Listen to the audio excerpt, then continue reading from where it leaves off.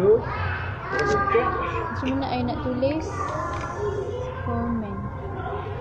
Hello everybody. Orang kamu komen pun tak balak. Betul?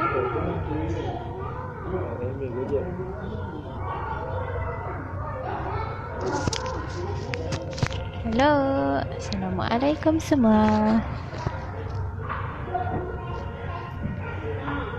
Dengar tak?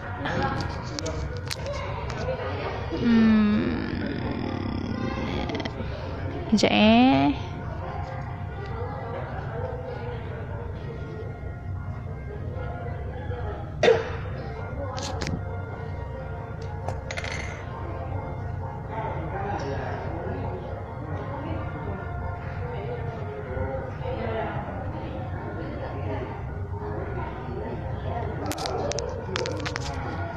Sabar.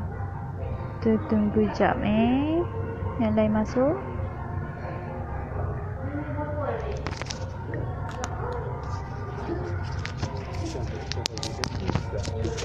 Dengar tak? Boleh dengar tak? Hai semua.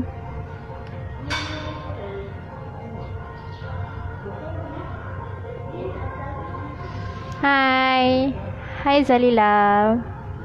Selamat datang.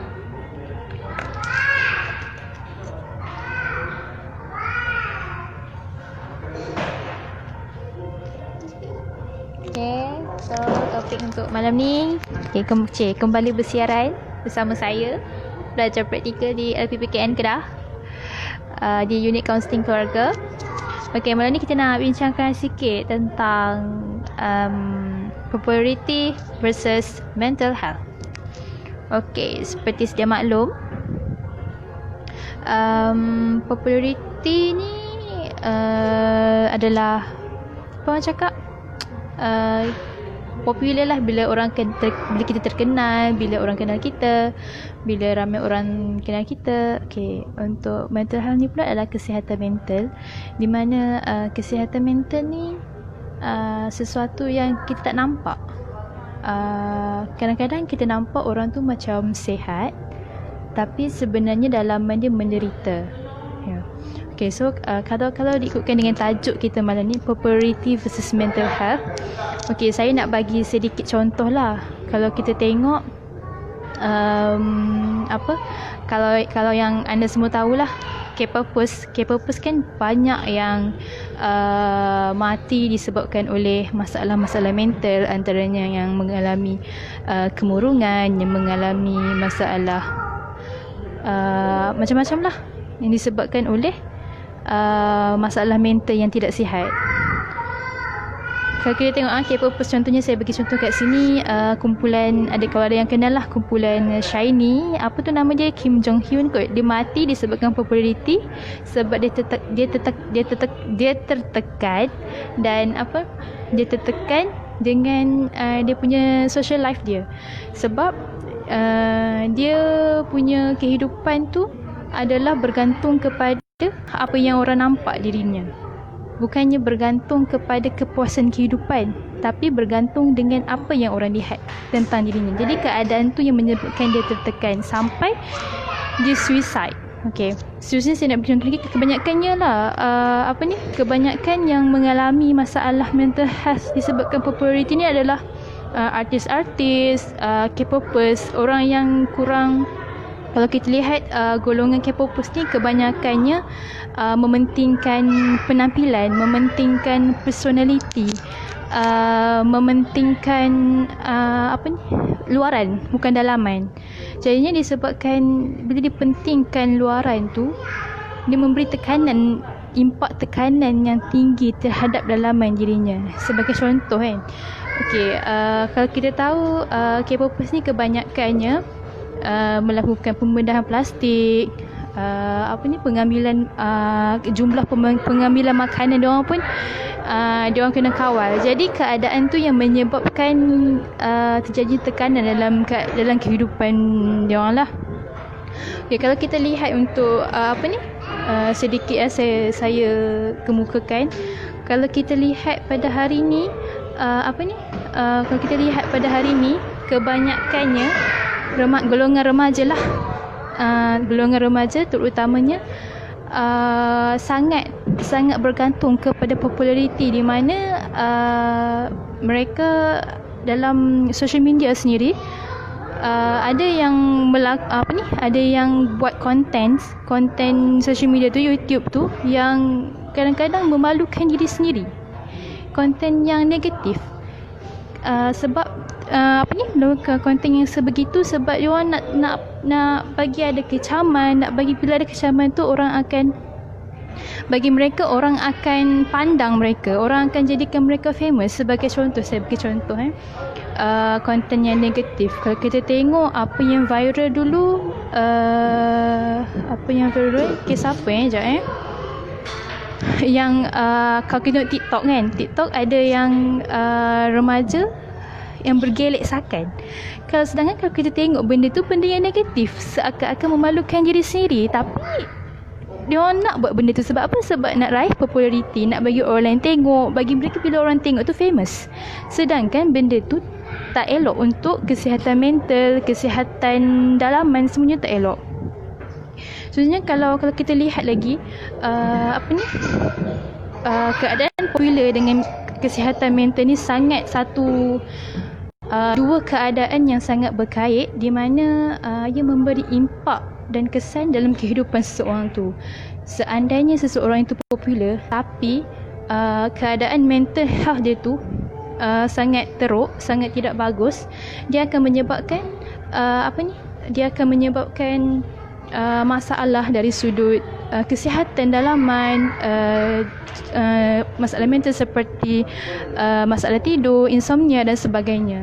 Jadinya populariti dan kesihatan mental tu perlu diseimbangkan. Dia tidak boleh membiarkan antara satu itu dibezakan. Okay, saya bagi contoh lagi sebagai contoh, kalau kita lihat kan, social media ni dia ada kesan yang positif dan kesan yang negatif. Di mana contoh ada yang buat konten untuk meraih pendapatan. Sebagai contoh macam gaming kan, gaming tu dia boleh meraihkan pendapatan, tapi kalau yang contohnya macam dia tunjukkan konten yang negatif, benda tu bila dia negatif, kalau seandainya kita letak dalam social media, benda tu takkan hilang sampai bila-bila. Kalau kita tengok contoh ada anak artis yang dalam video dia bercumbuan. Benda tu dah lama sebenarnya, tapi ditimbulkan balik sebab benda tu tak dipadam. Kalau kita padam pun mungkin benda tu orang lain akan record. Tu yang kesan buruknya social media tu. Kesan buruk bila kita buat konten yang negatif. Memanglah kadang-kadang benda tu akan menyebabkan kita famous, kita terkenal, tapi terkenal dalam keadaan yang tidak baik. Okay, so saya nak sentuh sikit lah tentang kenapa orang tu sanggup buat konten-konten yang negatif, tetapi dia buat konten-konten yang negatif sebab nak raih populariti. Kenapa? Okay, sebab apabila dia melakukan benda tu, dia percaya dengan diri dia sendiri, dia punya self esteem dia tu meningkat, tapi meningkat dalam keadaan yang negatif. Okey. Jadinya kalau kita lihatlah kan, kenapa remaja zaman sekarang ni berkelakuan sedemikian. Sebabnya apa? Yang pertama adalah kurangnya pegangan agama. Bila kita kembalikan semuanya kepada fitrah, kepada agama, bilanya ada pegangan agama yang kukuh, insya-Allah sebagai seorang remaja tak akan terlibat dengan mengeluarkan konten-konten yang negatif dan melakukan perkara-perkara yang negatif untuk meraih populariti. Dan selain tu yang jadi kekuatan untuk seimbangkan populariti dengan mental health adalah sokongan daripada orang luar. Bila mana kalau kita tengok teori hierarki Maslow tu, bila kita tengok takat kasih sayang tu di mana mencukupi, bila semuanya mencukupi akan mendatangkan seseorang yang cukup, self efficacy yang cukup, yang mampu untuk dia bergerak sendiri. Okey. Okey, seterusnya selain sokongan sosial, sokongan ibu bapa, keluarga, semua tu perlukan sokongan. Sebab kalau kita tahu kan remaja ni senang terjebak. Senang terjebak dengan macam-macam sangat-sangat, dan perkara-perkara yang negatif, senang terjebak dengan perkara-perkara yang memburukkan dan sebagainya. Jadi perlunya sokongan daripada keluarga yang tinggi, daripada sahabat-sahabat andai.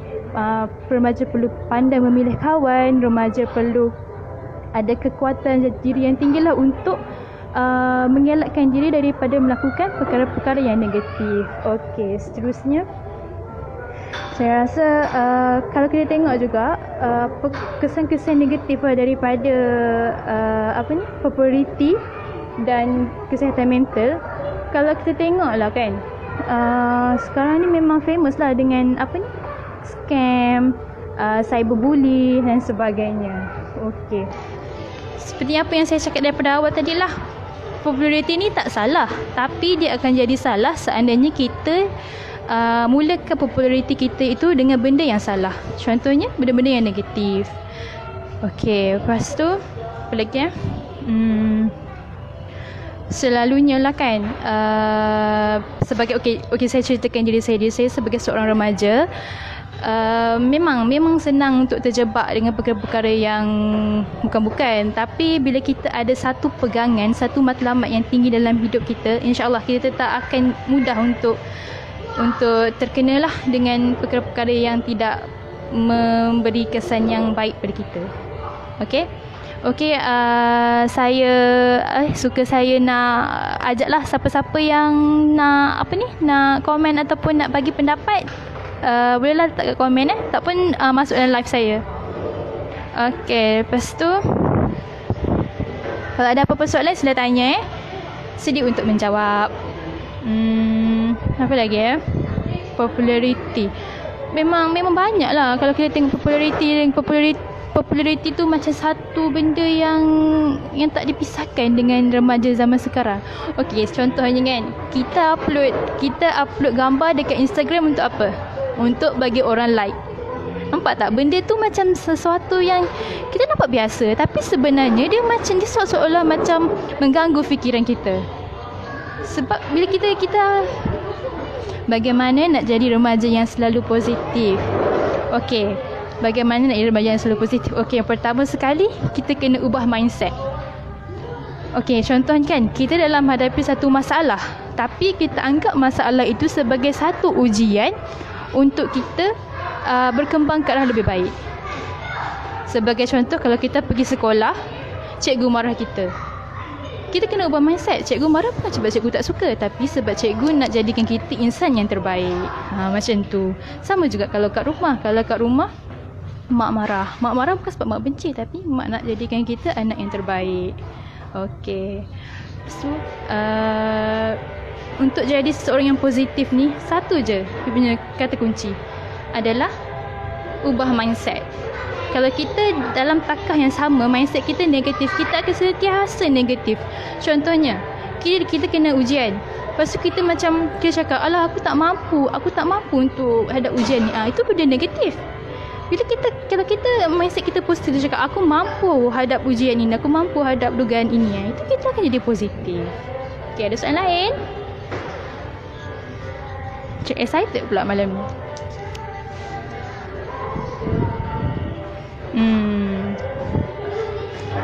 Saya tunggu soalan lagi apa? Minta maaf bising sikit. Semua jelas ke? Macam ada soalan ni? Sekejap Okey, ni ada soalan. Populariti akan beri kesan kepada self-confidence kita juga tak? Okey. Populariti akan memberi kesan kepada self-confidence kita juga. Okey, memberi kesan, sangat memberi kesan. Tapi dia memberi kesan yang positif dan kesan yang negatif pada self-confidence. Sebagai contoh yang positif bila kita terkenal, kita akan senang, kita akan rasa confident dengan orang ramai. Tapi cuba kalau kita tak popular, self-confidence kita adakah akan di bawah ataupun adakah akan berada di atas? Jadinya semua benda ni bergantung pada diri seseorang. Okey. Self confidence ni satu benda yang mana macam apa dia datang daripada diri sendiri. Daripada diri sendiri berdasarkan dengan pengalaman yang dia pernah hadapi. Okey, seandainya dia berpengalaman berdepan dengan orang ramai, berdepan dengan bercakap dengan khalayak ramai, dia akan jadi confident. Sebab tu saya cakap confident ni dia datang daripada pengalaman. Ataupun setengah orang tu dia gifted. Dia memang ada jenis yang boleh bercakap di hadapan orang ramai, boleh memberi cadangan dan sebagainya. Okey, menjawab tak soalan saya? Soalan kamu, menjawab tak? Hai Hanis. Ada lagi soalan? Siapa nak join live pun boleh. Saya akan jemput.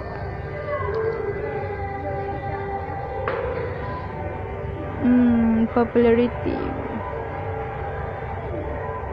Okey, kalau kita lihat kan, ada kajian yang menyatakan bahawa mungkin dalam tahun 2020 dan ke atas, masalah kesihatan mental ni menjadi barah utama dalam masyarakat. Kalau dulu kita tengok penyakit utama dalam masyarakat adalah kanser kan, tapi sekarang kesihatan mental.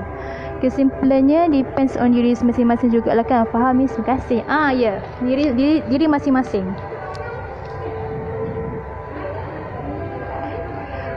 Confident tu juga dia berkaitan dengan kita punya mindset. Saya rasa apa dalam kehidupan kita ni bergantung kepada mindset. Kalau mindset kita ke arah yang positif, kita akan terus ke hadapan. Kalau mindset kita ke arah yang negatif, sentiasa mengeluh, orang suruh cakap ke depan pun kita macam malu-malu, kita takut-takut. So negatif lah jadinya. Macam tu. Adakah remaja mudah terkena kemurungan? Mengapa? Ya, kalau ikut kajian kan, remaja antara yang mendapat peratusan yang tinggi lah dalam kemurungan. Sebab apa?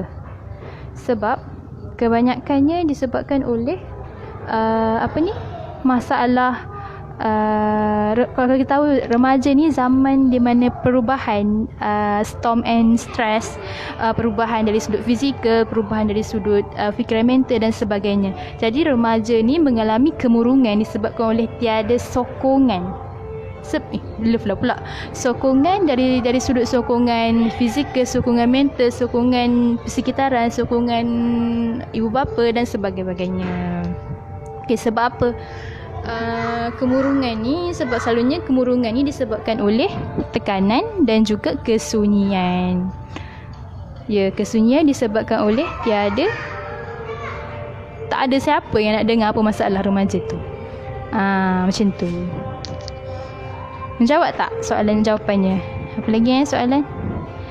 Apa pendapat yang selalu mengejar populariti?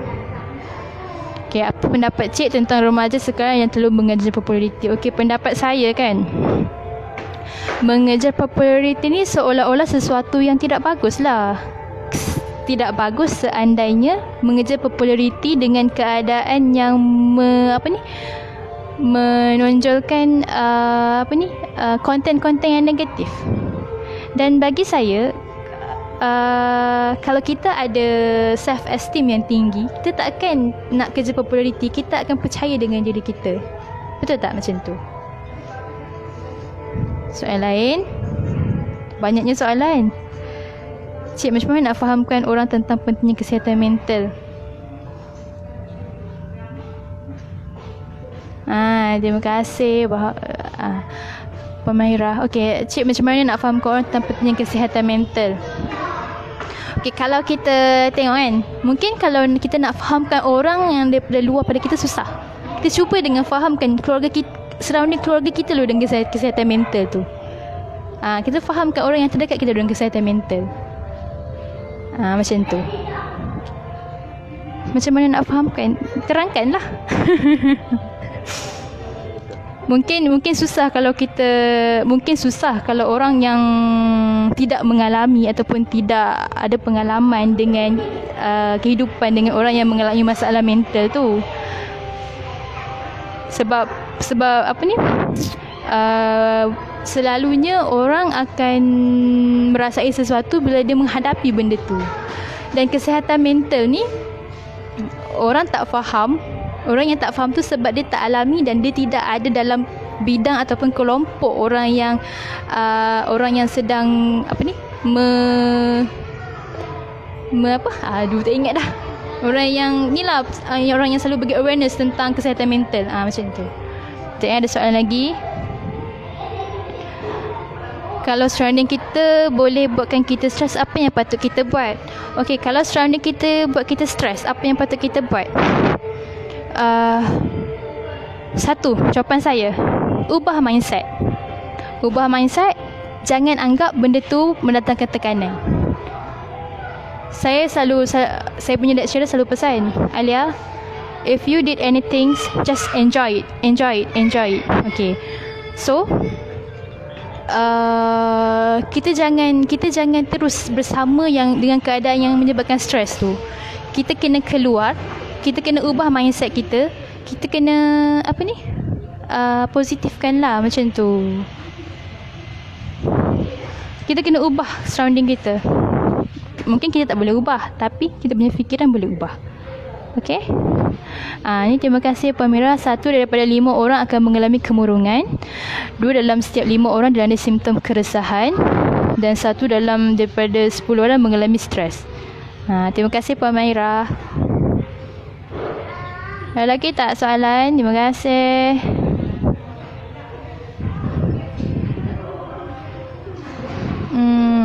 Menjawab tak surrounding kita stres tu? Menjawab tak? Sebab kalau saya pun dalam keadaan yang stres, kita akan keluar daripada benda tu. Mungkin kita perlu ambil masa untuk jadi kita sendiri, untuk kita betulkan fikiran kita, untuk kita bagi me time untuk jadi kita sendiri, untuk kita rasa tenang. Lepas dah selesa dengan keadaan kita masuk balik dalam surrounding yang stres tu, mungkin kita akan lebih jadi positif sebab kita dah tenang, kita dah relax, kita dah bagi masa untuk diri kita untuk bergembira dan sebagainya. Clear dah? Kau macam main-main pula doh. Dah serius. Okay, ada soalan lagi? Faham cik? Okay, menjawab.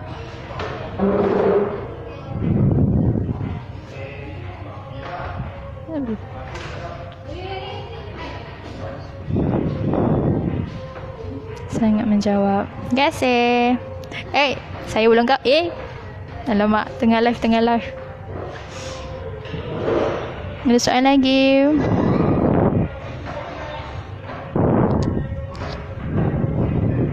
Siapa yang nak join live? Request lah. Masuklah live sekali.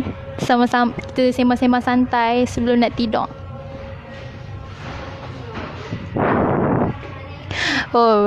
Suka saya nak ingatkan semua semua safe jaga diri masing-masing. Covid dah jadi 3 angka sekarang.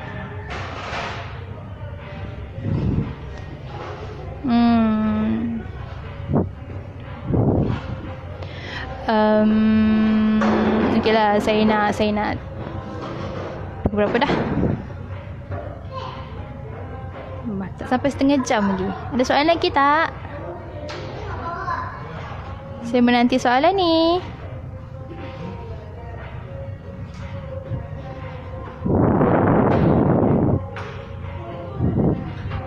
Okey, kita sentuh sikitlah tentang kesihatan mental dan kesihatan mental. Okey, kalau kesihatan mental masa Covid ni suka saya nak ceritakan sikitlah. Ya, saya faham.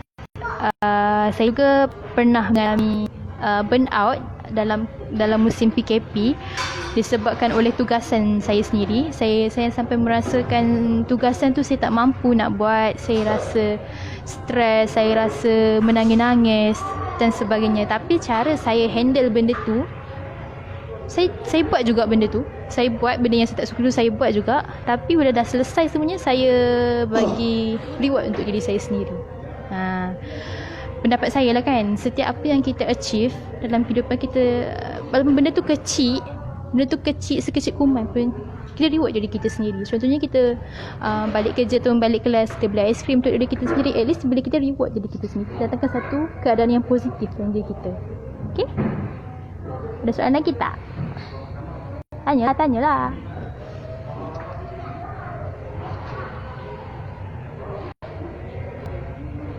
Hai. Okay. So, soalan lagi tak? Saya menanti soalan ni. Macam mana saya nak back kan?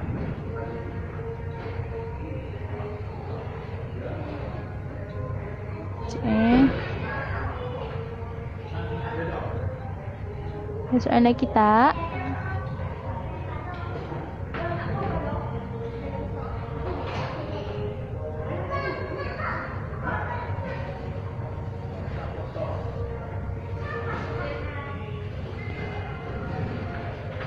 Ada soalan lagi tak? Okey, macam mana nak nasihat kenalan yang terlalu terikut dengan trend social influencer? Ya, benda ni sangat susah. Sebab apa? Sebab dia terikut? Sebab tak ada self-esteem.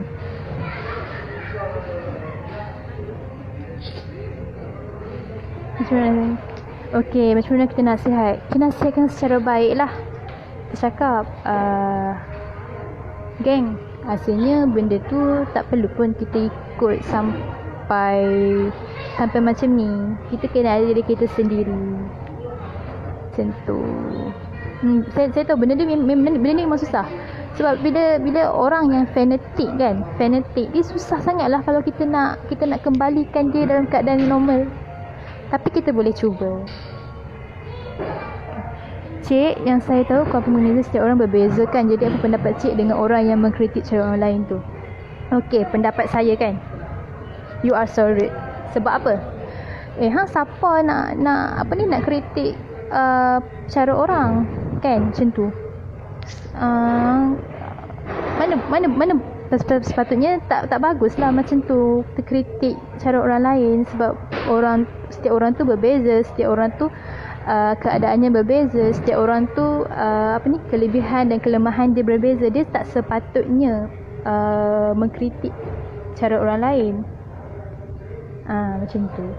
Memang tak patutlah, benda tak patut. Soalan lagi. Contoh kalau kawan kita tu ada mental illness, kita dah tolong advice itu ini, tapi dia tak nak dengar dan tak nak ikut. Dia asyik mengadu itu ini. Macam mana? Okey, geram kan macam ni kan? Ya, saya pernah alami kawan yang macam ni. Dia mengadu macam-macam. Kita dah bagi advice tapi tak nak ikut. Lempangkan orang macam ni. Ni tak. Main-main je. Okey, kalau macam ni kan, mungkin kita perlu suruh kawan kita tu, ataupun kita temukan kawan kita tu dengan seseorang yang mungkin dia akan ikut. Contohnya parent. Kita cakap kat parent dia masalah kawan kita bla bla bla bla bla. Minta tolong parent dia tu yang bagi nasihat kat dia pula. Macam tu. Kalau tak ada parent, mungkin dia punya kawan rapat, mungkin boyfriend dia. Sebab kadang-kadang kita dengan kawan ni, send a request to be in your life.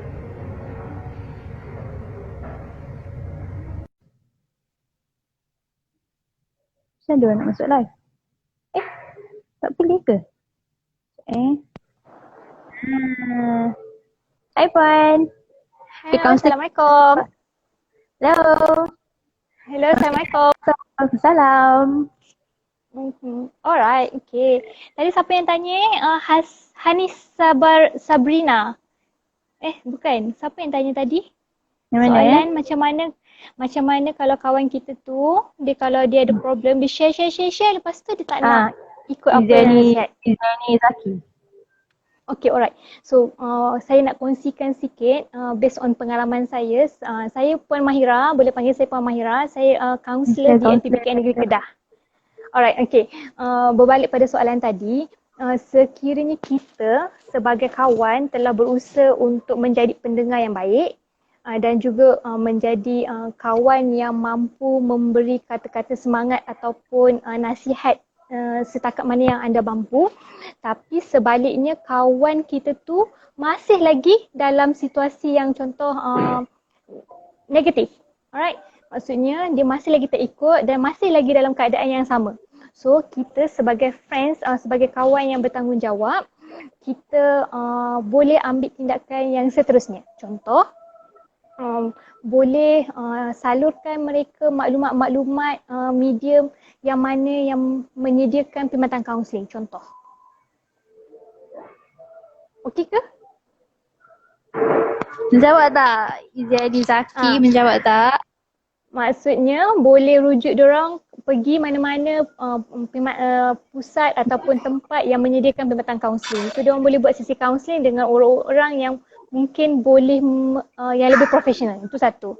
Ataupun menggunakan orang sekeliling yang rapat. Contoh mungkin ahli keluarga ataupun sahabat-sahabat yang lain yang boleh tackle mereka. Kalau tak, nanti kawan kita tu masih lagi dalam keadaan yang sama. Saya ada kes sebelum ni, remaja tu dalam kesihatan mental dia sangat teruk, and then dia banyak mengasingkan diri, and then berkurung dalam bilik. So apa dia buat, orang sekeliling buat, mereka bawa dia ke pusat perkhidmatan, ke unit kaunseling LPPKN contoh. Okay, so dia dapatkan perkhidmatan kaunseling dekat situ. Okay, datanglah lebih weekend, minta kaunseling dengan Puan Mahira. Datanglah weekend, datanglah pusat remaja K15. Okay, ada soalan lagi tak? Kaunselor ada ni nak menjawab soalan dengan lebih bertamadun daripada saya. Cik, tak ada? Tak. Alif buat yang baik. Okay, alright. Ada soalan lagi tak?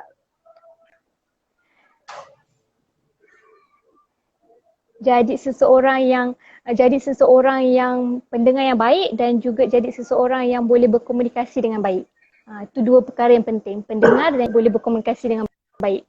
Dua karakter ni penting bagi membantu mereka yang berada dalam kesihatan mental yang tidak sihat, yang tidak baik. Tapi kan Puan, kadang-kadang kawan ni dia ceritakan masalah dia sekali dia nak attention. Dia nak perhatian daripada kita. Tu kita kadang-kadang kita rasa geram. Cerita macam-macam tapi tolong tak nak buat pun. Dia nak attention je sebenarnya. Betul. Sebab orang yang macam ni dia nak meluahkan apa yang dia rasa. Okay, dia nak meluahkan apa yang dia pendam, apa yang dia alami, apa yang dia sedang berhadapan. So dia akan mencari, bagusnya orang-orang macam ni dia tak berseorangan. Maksudnya dia tak mengasingkan diri, dia tak duduk sorang-sorang. So dia masih lagi mencari orang-orang sekeliling yang dia percaya untuk dia berkongsi apa yang dia rasa, apa yang dia alami. So kawan-kawan yang dicari tu perlu kuat lah.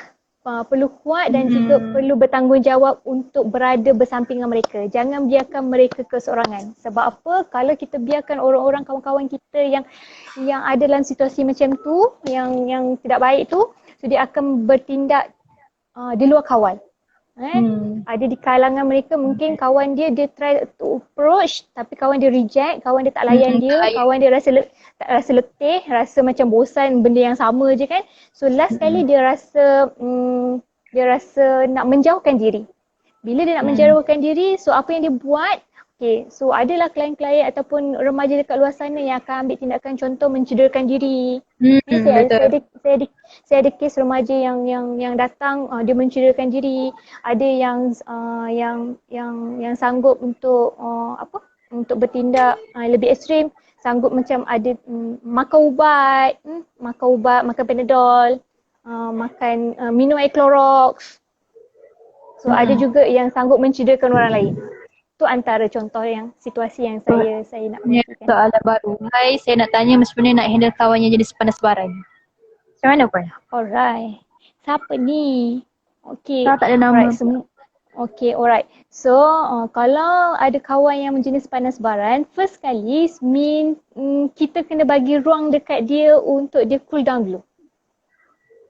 So kita sebagai kawan bagi ruang untuk dia cool down dulu. Kita tak boleh nak sama-sama untuk approach ataupun untuk mendekati dia. Bagi dia ruang dulu and then kalau boleh bagi dia minum dulu, bagi dia relax dulu and then kita nampak dia dah cool baru kita mendekati mereka. Tu bagi pandangan saya lah. Tapi kadang-kadang orang yang panas baran ni dia dia tiba-tiba kan dia macam dia tak boleh nak dia tak boleh nak Dia tak boleh nak control. Ya. Betul? Okay, ada soalan lagi tak?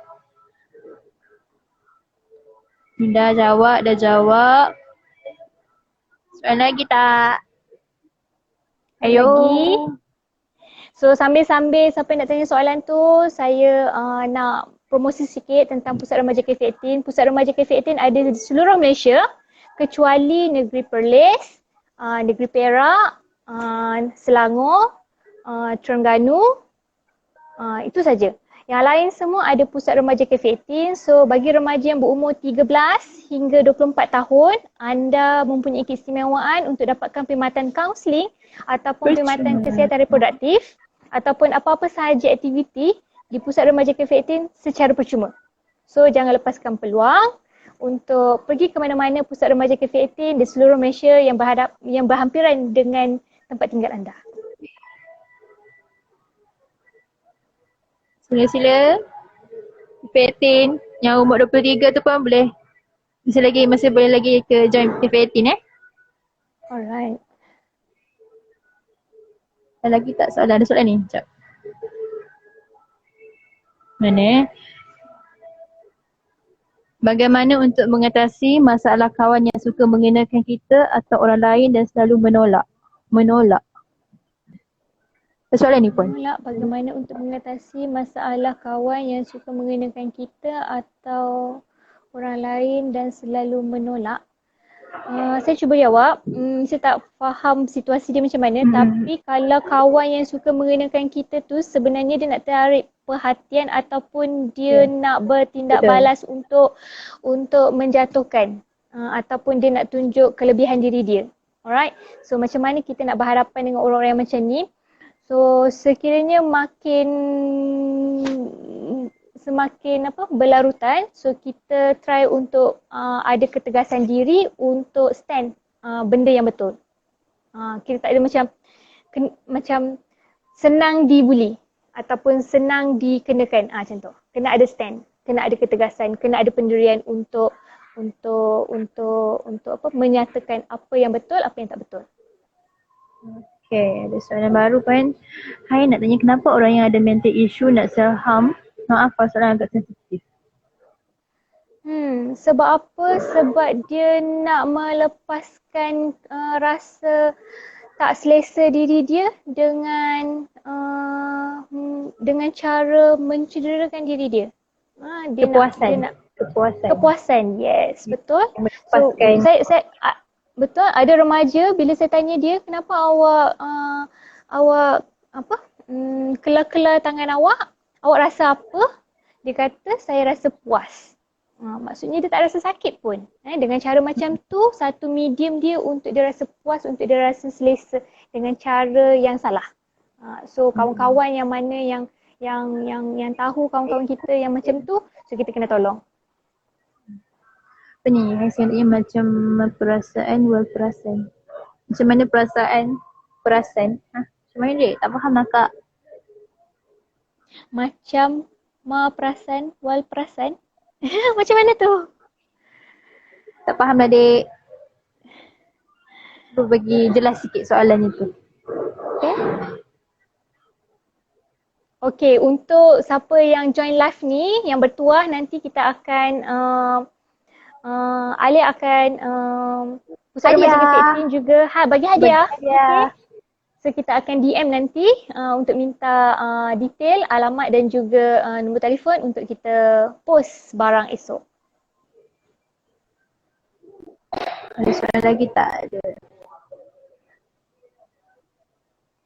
Okey, sambil-sambil tu untuk remaja, sekiranya anda mempunyai sebarang isu, tak kisahlah sebarang isu tentang tajuk ni ke, kesihatan mental ataupun apa-apa isu lain, ingin dapatkan sesi secara personal, so anda boleh download aplikasi My Cafe 18. Anda pergi dekat Google Play Store ataupun Apple Play Store, download My Cafe 18, MyKafeTen, nanti Ali akan jot down dekat bawah. So boleh download dekat situ aplikasi, apps tu, ya betul. So bila dah download, so nanti akan ada link, so anda create username dan juga password. So dekat situ Banyak ada ruangan chat bersama dengan counselor. Cuba dia tekan. Chat bersama dengan counselor. Chat bersama dengan kaunselor. Alright, so dia ada satu ruangan. Pin chat. Ada satu ruangan chat. Chat bersama dengan kaunselor. So dengan pegawai psikologi. Alright. So boleh buat sesi secara personal, secara one to one dengan kaunselor di atas talian di aplikasi My Cafe 18. Ya. Nampak tak ada punya simbol tu? Simbol pula. My Cafe 18. Ni. Alright. Ada soalan lagi tak? Sebelum kita akhiri live kita malam ni.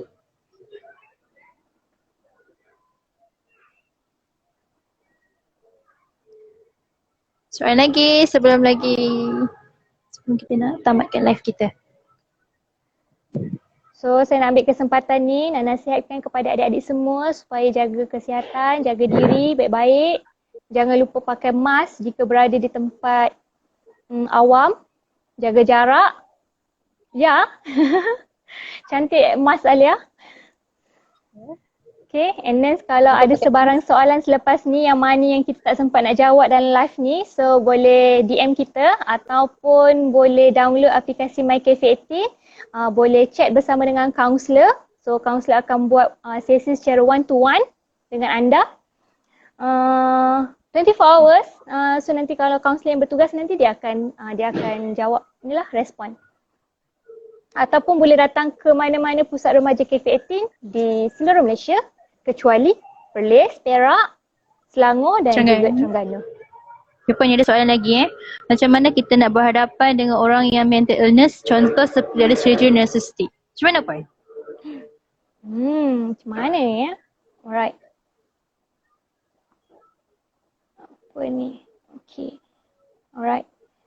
So macam mana kita nak berhadapan dengan orang yang mental illness? So kita kena tengok situasi kondisi dia. Kalau dia dalam keadaan yang kita tak boleh nak mendekati dia, so better kita rujuk dia kepada yang lebih pakar lah.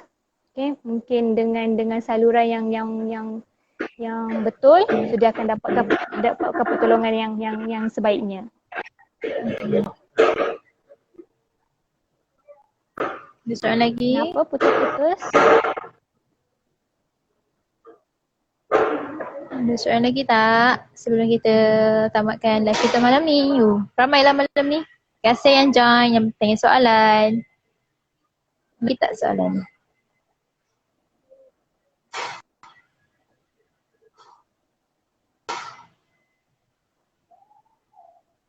Okay lah. Hai Kak Salina. Ada soalan lagi tak?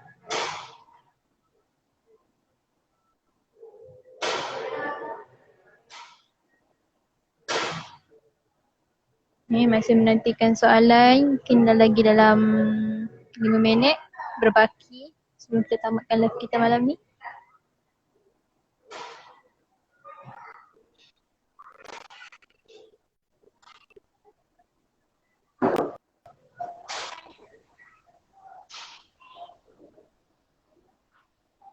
Okay, malam ni special sikit kita bersama kaunselor kita ya.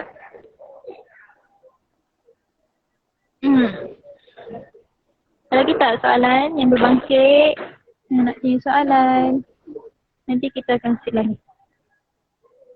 Kalau siapa yang tak sempat tengok kita akan save live.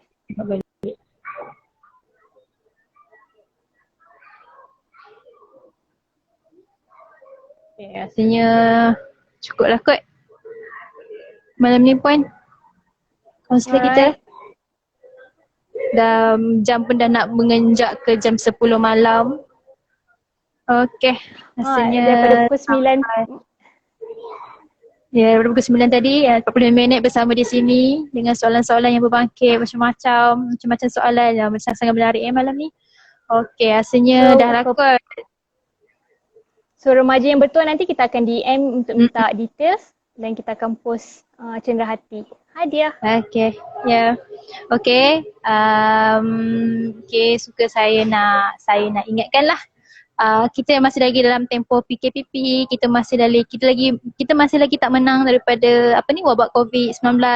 Kita masih lagi kita jaga kita. Okey, saya ucapkan semua kena jaga diri masing-masing, jaga SOP, ikut SOP yang ditentukan. Okey. Puan ada apa nak cakap sikit Puan? Sepatah dua kata. Alright, okay. First kali saya ucapkan ribuan terima kasih yang mana yang join live hari ni bersama dengan Alia dan juga bersama dengan saya. Saya harap segala yang dikongsikan, segala jawapan yang diberikan mungkin boleh berikan panduan pada anda. Dan sekiranya kurang tepat dan sekiranya kurang faham, boleh DM kita untuk kita jawab dengan lebih detail. Sekiranya perlukan sebarang perkhidmatan, kaunseling, so boleh menghubungi Cafe 18, boleh menghubungi LPPKN. Sekiranya anda ingin berjumpa dengan kaunselor pun sama juga. So saya ucapkan ribuan terima kasih banyak-banyak kepada semua dan juga saya mohon maaf sekiranya ada kekurangan sepanjang saya dan juga Alia mengendalikan tajuk pada malam ni.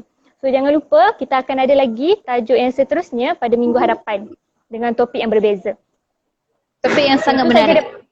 Okey, itu sahaja daripada saya dan saya juga ambil kesempatan ni mengucapkan ribuan terima kasih kepada Alia. Alia merupakan pelajar praktikal daripada Universiti Kebangsaan Malaysia. Yang mengendalikan slot live pada malam ni. Alright. So saya serahkan kembali kepada Alia. Okey. Okey, jelas sebagai akhir katalah segala yang baik tu daripada Allah SWT dan segala kekurangan itu daripada saya sendiri. Mohon maaf anda ada silap kata-kata ataupun tersilap bahasa ataupun jawapan yang tidak begitu tepat. Mungkin anda perlu ke saluran yang sepatutnya lah. Bukan saluran itu, maksud saya kepada yang lebih mengetahui lah sekiranya jawapan itu tidak cukup.